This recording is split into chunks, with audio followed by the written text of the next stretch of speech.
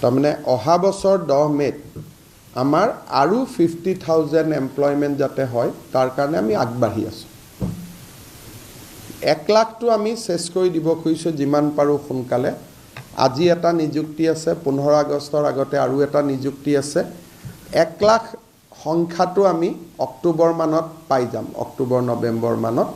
আৰু তাৰ পিছত 10 মে'ৰ ভিতৰত আমি আৰু 50,000 নিযুক্তি দিম। অসম চৰকাৰে আপোনালোকে জানে যে থলুৱা নিযুক্তিৰ ক্ষেত্ৰত অসমত যদিও যোৱা 3 বছৰত এজনো লোক অসমৰ বাহিৰৰ পৰা অসমত চাকৰি কৰিব অহা নাই, তথাপিতো কেতিয়াবা 2-এজন ব্যক্তিয়ে এই বিষয়ত এটা প্ৰশ্ন উত্থাপন কৰি থাকে। সেইকাৰণে আমি অসমৰ ডমিচাইল নীতি এটা, যে অসমত চৰকাৰী চাকৰি পোৱাৰ বাবে